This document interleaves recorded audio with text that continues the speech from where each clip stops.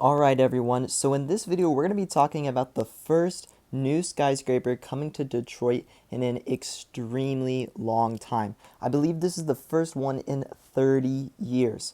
And this is a good signal of the city in its recovery that they're trying to do right now.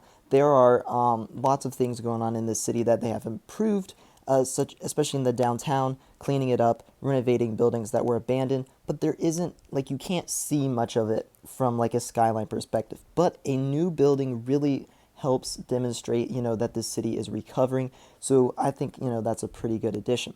But yeah, this building, Hudson's Detroit, is a 685-foot building that is supposed to be completed this year. It is topped out and everything.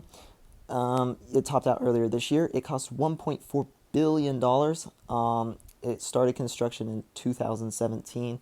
And this thing is going to be the new headquarters for GM. It's going to have a hotel in it, some condominiums, and I believe some other office space. So just a mixed-use development kind of in general. But yeah, this is, again, the first new building in Detroit in an extremely long time. And it is also the second tallest building in the city, behind only the Renaissance Center, which is pretty wild that they've actually finally built a new building in Detroit.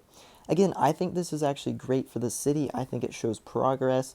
Some people would be maybe like, wow, what a waste of money. But at the same time, this is, public money. I'm sure, or not public money, sorry. This is, private development. I'm sure there's public incentives in it.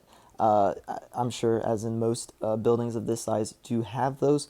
But I'm sure, in my opinion, they will pay off. Bringing tax base back to downtown Detroit is one of the key ways to help the city and get more revenue into the local government so that they can, help improve the city more. And Detroit is made somewhat of a comeback recently. It's definitely not as bad as probably about 10 years ago, I would say, especially the downtown. There's been a lot of work down there, renovating buildings, because there are tons of, old Art Deco buildings that were just been abandoned for decades, that people will come in, renovate, turn them into apartments, stuff like that, which is pretty awesome, and it definitely needs done to the rest of them.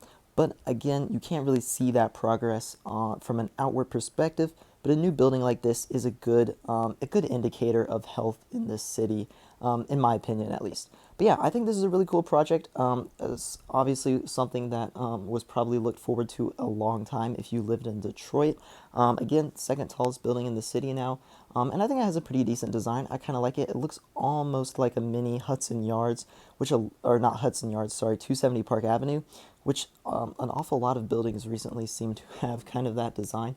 I'm a fan of it. I think it's a pretty unique design, a lot better than just a straight glass cube or something like that. But at the same time, it's not the most unique design. I think the way 270 Park Avenue did it with the facade is by far the best. Kind of that like gold grandeur color. I don't know, really cool looking. This building, though, not bad at all. Also have this smaller mid-rise kind of development with it here, which I believe is just also mixed-use development. But yeah, so that is the Hudson's Detroit. Funny that it's got the same name. That's why I almost said Hudson Yards earlier. Funny that it has the same name. But yeah, I hope you guys enjoyed the video, and I'll see you in the next one.